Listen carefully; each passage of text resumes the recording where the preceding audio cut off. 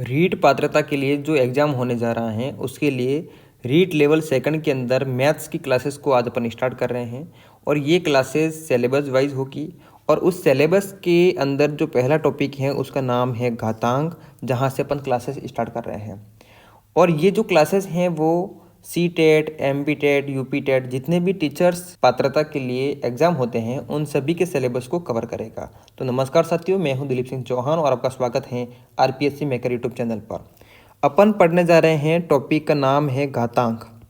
तो जो भी टॉपिक अपन पढ़ेंगे उससे पहले अपने को उस टॉपिक के बारे में पता होना ज़रूरी है, उसका अर्थ पता होना ज़रूरी है। तो आज अपन स्टार्ट करने जा रहे हैं टॉपिक नंबर 1, घातांक। तो इस टॉपिक को पढ़ने से पहले इस टॉपिक का अर्थ क्या है वो पता होना ज़रूरी है। तो आइए जानते हैं, बात करते हैं। टॉपिक का नाम है घातांक। अब देखिए, अगर मैं इसका पोस्टमार्टम करता हूँ तो क्या हो जाएगा, घात प्लस अंक। अगर इसकी वापस संधि की जाए तो क्या मिलेगा, मुझे घातांक मिल जाएगा। अब घात प्लस अंक, इसका अर्थ क्या हुआ, जो अपन इसका पोस्टमार्टम किया घातांक का तो घात प्लस अंक मिला, तो इसका अर्थ क्या हुआ है कि घात में जो अंक हैं उसे घातांक कहते हैं। घात में जो अंक हैं उसे क्या कहते हैं, घातांक कहते हैं। मैं यहाँ पर आपको जो भी पढ़ाऊँगा बिल्कुल जीरो लेवल से पढ़ाऊँगा और हाई लेवल तक ले जाऊँगा, ताकि इस टॉपिक से रिलेटेड के सभी क्वेश्चन आए उसे आप अटेम्प्ट कर पाएंगे। तो बात करते हैं कि घातांक क्या है। तो घात प्लस अंक हैं, उसका अर्थ अपन ने जाना है। तो क्या मिला है कि घात में जो अंक हैं उसे घातांक कहते हैं। जैसे एग्जाम्पल के तौर पे समझा जाए तो 7 हैं, तो 7 क्या है, आधार हैं, उसे क्या कहा जाएगा, आधार, क्योंकि नीचे बैठा हुआ है। और इसके ऊपर जो बैठा हुआ है वो क्या है, घात है। बात समझ में आ गई। तो कोई भी संख्या लिखी जाए इस प्रकार, तो ये जो संख्या है वो आधार कहलाती है और ये संख्या जो है वो घात कहलाती है। क्लियर। अब इसकी परिभाषा समझ लेते हैं। तो अपन ने अभी तक क्या समझा है, अर्थ समझा है। अब बात करते हैं परिभाषा। किसी संख्या को उसी संख्या से जितनी बार गुणा किया जाता है उसे संक्षेप में लिखना घातांक कहलाता है। क्या बात समझ में आई? नहीं आई तो एग्जाम्पल के माध्यम से समझ लेते हैं। मैंने यहाँ पर लिखा है 10,000। 10,000 की अगर मैं गुणनखंड करता हूँ तो 10 इंटू 10 इंटू 10 इंटू 10 लिखूँगा। कितनी बार, 4 बार। अगर इसको आप गुणा करते हैं तो आपको 10,000 वापस मिल जाएंगे। तो इसको अगर मैं शॉर्टकट में लिखूं, संक्षेप में लिखता हूं, तो 10 की घात 4 लिखूंगा। ये 4 कहाँ से आया है, क्योंकि जो 10 है वो कितनी बार गुणे में है, 4 बार है। की बात क्लियर है। तो यहाँ पर अपन ने समझा कि घातांक क्या है। घातांक ये है कि जो यहाँ पर लिखा गया है कि 10 इंटू 10 इंटू 10 कितनी बार है, 4 बार है। सबसे पहले पता होना ज़रूरी है कि गुणे में कौन है, तो 10 है, कितनी बार है, तो 4 बार है, तो 4 घात लिख दो, तो उसे ही तो घातांक कहते हैं। कितना आसान है। क्लियर है। तो अपन बात करते हैं अब फॉर्मूले पर। इंपॉर्टेंट फॉर्मूले पढ़ेंगे, फिर मैं आपको क्या करूँगा, प्रत्येक फॉर्मूले के ऊपर क्वेश्चन करवाऊंगा और उसके मैं प्रैक्टिस क्वेश्चन दूंगा, होमवर्क क्वेश्चन दूंगा, जिसे आप खुद करेंगे और कमेंट्स बॉक्स में बताएंगे कि 5 क्वेश्चन दिए तो 5 क्वेश्चन में से आपके कितने हुए, कौन सा नहीं हुआ, सभी कमेंट्स बॉक्स में बताएंगे। अगर आपसे नहीं हो रहे हैं तो मैं इसकी क्लासेस आपको प्रोवाइड करवाऊंगा। अगर हो गए हैं तो भी बताना है, नहीं हुए हैं तो भी बताना है। अगर आप प्रैक्टिस करेंगे इस तरह से, कमेंट्स में मुझे रेस्पॉन्स देंगे, तो ही मुझे पता लगेगा कि आप जुड़े हुए हैं और आपको समझ में आ रही है क्लासेस, तो आगे कंटिन्यूटी बनी रहेगी। अन्यथा न तो आपकी रहेगी कंटिन्यूटी, न मेरे रहेगी। तो बात करते हैं पहले फॉर्मूले की। तो यहाँ पर क्या है कि ए की घात m इंटू ए की घात n इक्वल टू ए की घात m प्लस n। तो इसका अर्थ क्या हुआ है, जब आधार समान होता है तो घातें जुड़ जाती हैं। आधार समान है, देखो यहाँ पर भी ए है, यहाँ पर भी ए है, और यहाँ पर जो घातें हैं वो अलग अलग हैं। जब आधार समान होते हैं तो घातें क्या होती हैं, जुड़ जाती हैं। तो क्या हो गया यहाँ पे कि ए की घात m और दोनों गुणे में है, ए की घात n इस प्रकार है, तो ए की घात m प्लस n हो जाएगा। देखिए, घातें तब जुड़ेगी जब गुणा का साइन होगा, तभी। ऐसा नहीं कि यहाँ पर प्लस में है और आप क्या समझोगे कि आधार समान है तो घातें जोड़ दूँ, नहीं। ये जो फॉर्मूला है वो दोनों के अंदर, यहाँ पर क्या है, ए आधार है, एम घात है, यहाँ पर ए आधार है, एन घात है। ये जुड़ेंगे, ज़रूर जुड़ेंगे। कौन जुड़ेगा, घात जुड़ेगी, आधार समान है इसलिए, लेकिन ये गुणे में होना ज़रूरी है। ऐसा भी लिखा जा सकता है कि ए की पावर m इंटू ए की पावर n, इसका मतलब भी गुणा होता है तो m प्लस n हो जाएगा। क्या बात क्लियर है? ये बात समझ में आनी बहुत ज़रूरी है। क्या कि अगर आधार समान है और बीच में क्या है, गुणा है, तो घातें क्या होगी, जुड़ जाएगी, तो ए की पावर m प्लस n लिखा जा सकता है। जैसे अगर यहाँ पर अपन सॉल्व करते हैं तो आप देखेंगे कि पहला क्वेश्चन है अपने पास में कि 5 की घात 3, फिर गुणा है, फिर 5 की घात कितना है 8 है।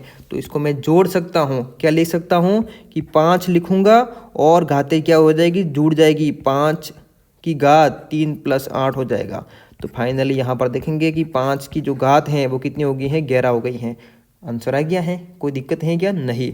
फिर यहाँ पर देखिए दूसरा क्वेश्चन क्या है कि 5 की घात कितनी है, -3 है, और 5 की घात कितनी है, 8 है।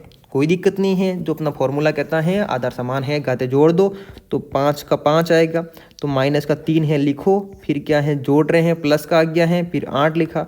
तो यहाँ पर देखा कि एक माइनस है तो एक प्लस है, यहाँ पर एक माइनस है तो एक प्लस है, तो क्या हो जाएगा, घट जाएगा। तो 8 में से 3 घट गया, क्या रहा, 5 रहा। तो 5 की घात कितनी आ गई है, 5 आ गए हैं।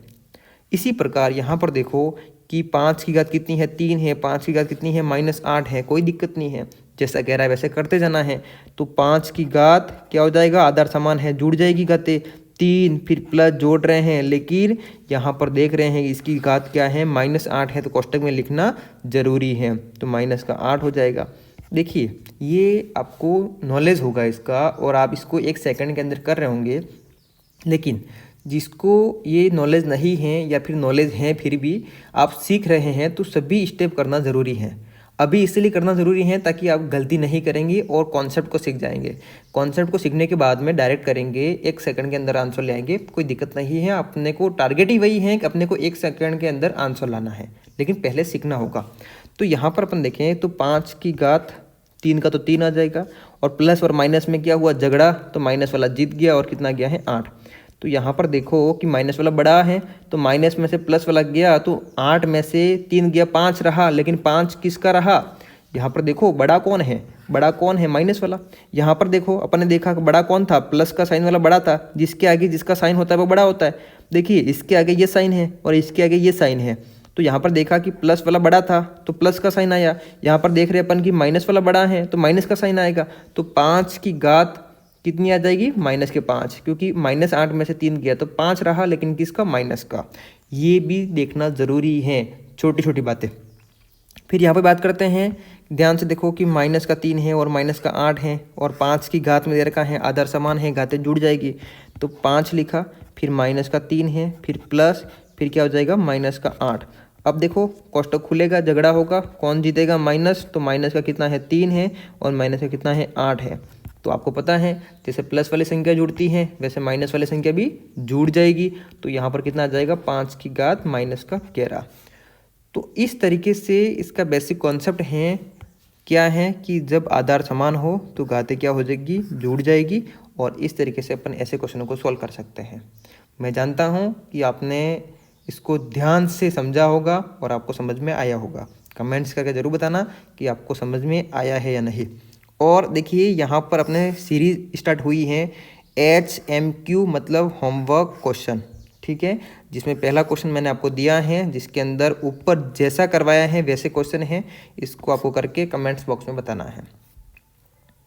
अब बात करते हैं दूसरे फॉर्मूले की तरफ। यहाँ पर समझना कि ऊपर क्या है, a की घात m है, नीचे क्या है, हर में a की घात n है।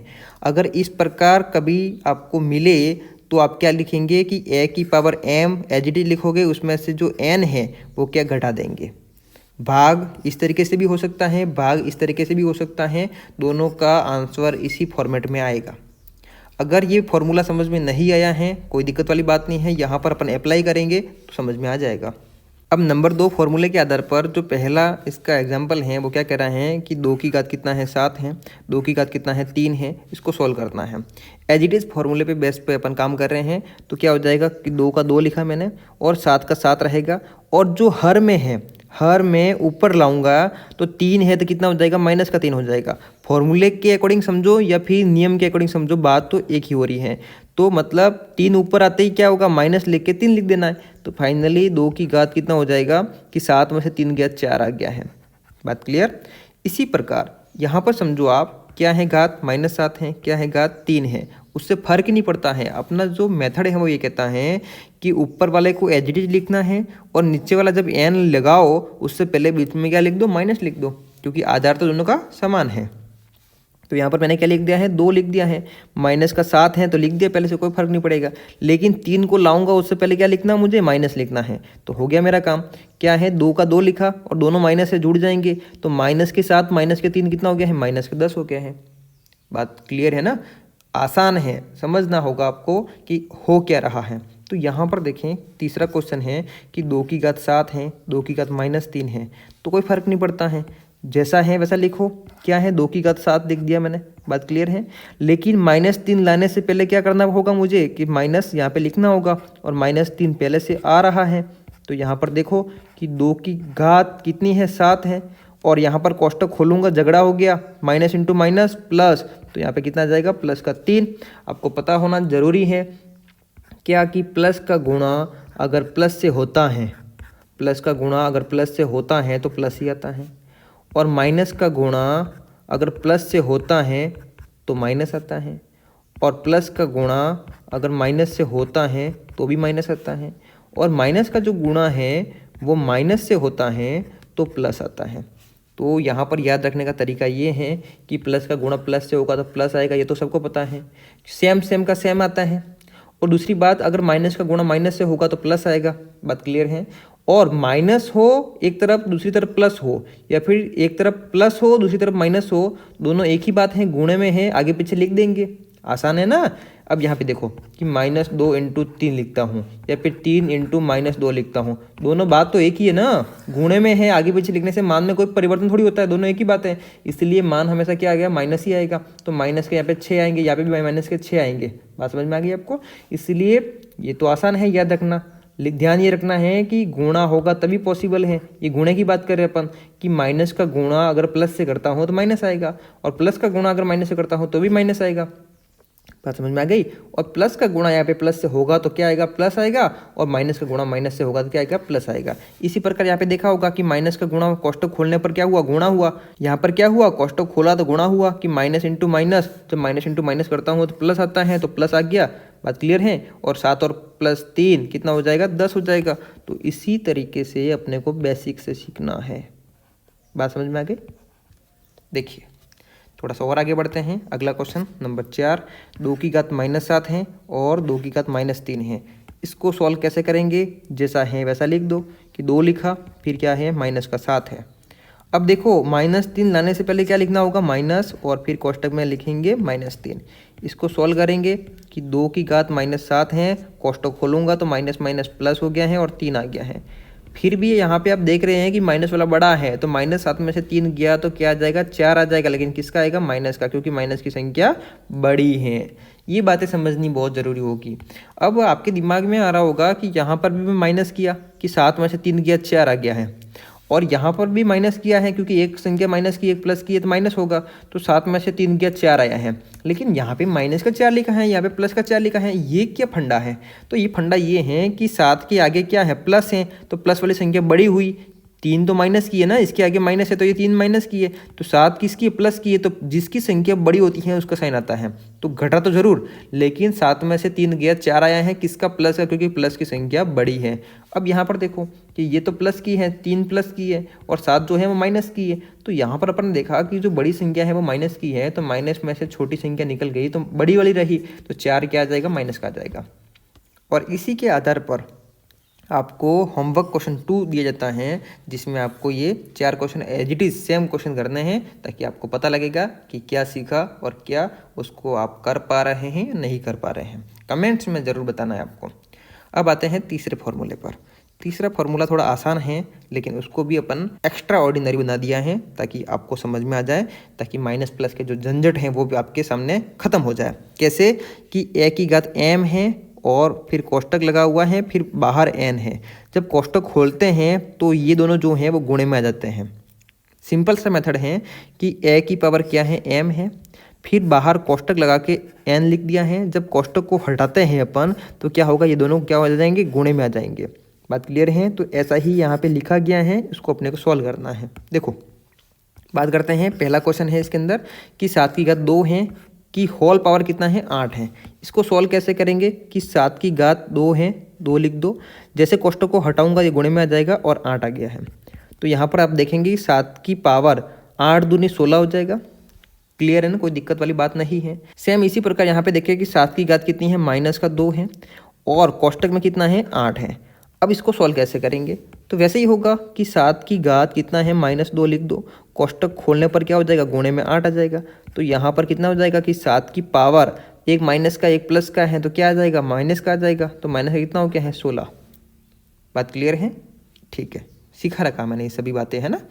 फिर यहाँ पे बात करते हैं, अभी अपन ने देखा है ना, यहाँ पर देख रखा है ना कि कैसे क्या होने वाला है, आपको अभी सिखा रखा है ना कि जब गुणा होगा तो क्या होने वाला है, उसी को अपन अप्लाई कर रहे हैं यहाँ पे। अब यहाँ पर देखो तीसरा क्वेश्चन है कि 7 की घात 2 है, उसकी होल पावर -8 है। इसको सॉल्व कैसे करेंगे, एज इट इज जैसे किया वैसे, कि 7 की घात 2 का 2 लिखो, फिर गुणा, कोष्टक खोलने पर गुणा हो जाएगा और -8 आ गया।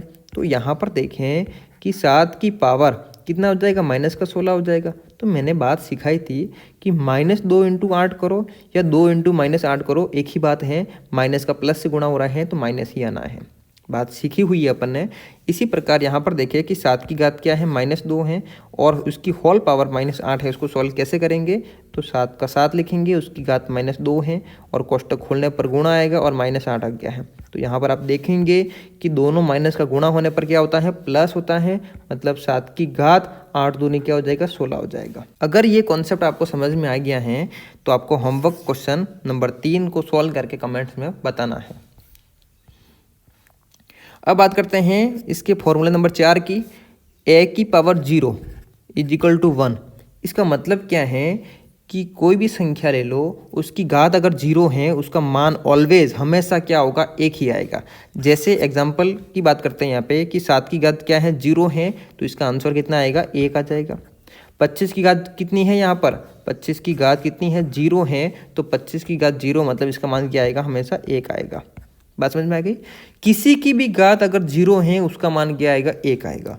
ये बात आप याद रखिएगा। इसी के आधार पर आपको दिया जाता है होमवर्क क्वेश्चन नंबर 4, जिसके आंसर आपको कमेंट्स में बताना है। अब बात करते हैं फॉर्मूला नंबर 5।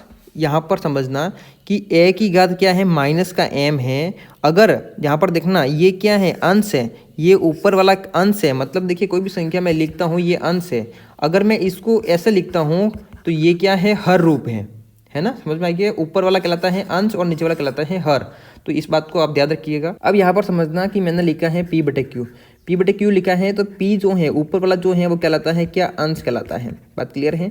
और नीचे वाला जो है वो क्या कहलाता है, हर कहलाता है। तो आप हमेशा ध्यान रखना, जो ऊपर लिखा जाएगा वो अंश होगा, नीचे जो लिखा जाएगा वो हर होगा। तो यहाँ पर जो है कि a की पावर -m है, वो क्या है, अंश है। अगर इस अंश वाले को मैं हर में लिखूँ, इस अंश वाले को अगर मैं हर में लिखूं तो फर्क इतना रहेगा, आप लिख सकते हो, लेकिन जो घात है वो बदल जाएगी। अगर माइनस की है तो प्लस हो जाएगी, अगर प्लस की है तो माइनस हो जाएगी। इतना ही नियम है। बात समझ में आ गई। आप अंश वाले को हर में ले जा सकते हो, फर्क इतना है कि जो घात है, उस संख्या की जो घात है, अगर माइनस की है तो ले जाने पर प्लस हो जाएगी, अगर प्लस की है तो ले जाने पर माइनस हो जाएगी। मुझे विश्वास है आपको समझ में आ गया होगा। तो इसी के आधार पर क्वेश्चन करने वाले हैं। क्वेश्चन नंबर पहला है कि 7 की घात 3 है, ये अंश में है, इसको ले जाएंगे हर के अंदर। तो यहाँ पर देखिए कि हर के अंदर में ले गया, कोई फर्क नहीं पड़ा, ले गया। लेकिन यहाँ पर अगर मैं ऐसा लिखता हूँ तो मेरा आंसर गलत है। क्यों? क्योंकि हर से अंश में ले जाऊँगा, ले जा सकता हूँ, लेकिन जो अंश है उसका साइन बदल जाएगा, तो यहाँ पर क्या जाएगा, माइनस आ जाएगा। इसी प्रकार इसको भी मैं ले जा सकता हूँ, ये अंश में है, उसको हर में ले जा सकता हूँ, लिख सकता हूँ 1/7 की घात -3 लिख सकता हूँ। लेकिन अगर -3 लिखूँगा तो मेरा आंसर गलत हो जाएगा। क्यों? क्योंकि मैं जानता हूँ, मेरा नियम कहता है कि अंश से अगर हर में ले जाऊँ तो क्या होगा, जो घात है वो बदल जाएगी। माइनस की है तो प्लस करनी पड़ेगी और प्लस की है तो माइनस की हो जाएगी। तो यहाँ पर जो घात है मैं लिख दूंगा कितनी, कि 7 की घात कितनी हो जाएगी, 3। तो इसी कॉन्सेप्ट के आधार पर मैंने ये क्वेश्चन दिया है, होमवर्क क्वेश्चन 5, जिसको आपको सोल्व करके कमेंट्स बताना है। तो साथियों मुझे विश्वास है आज की जो क्लास है वो आपको समझ में आई होगी, आपके लिए बेनिफिट रही होगी। अगर आपको समझ में आई है तो वीडियो को लाइक करिएगा, कमेंट्स करिएगा और अपने सभी दोस्तों को शेयर करिएगा। आपसे रिक्वेस्ट है, अगर आपको क्लास समझ में आई है तो सभी जने व्हाट्सएप पर स्टेटस ज़रूर लगाएं, ताकि आपके जैसे बहुत सारे दोस्त जुड़े और मैं उन सभी से मोटिवेट होकर क्लासेस रोज़ाना लेकर आ सकूं। और इसकी जो PDF है आपको RPSC मेकर टेलीग्राम चैनल पर मिल जाएगी, जहां से आप इसे डाउनलोड करके नोट कर सकते हैं या फिर प्रिंट निकलवा सकते हैं।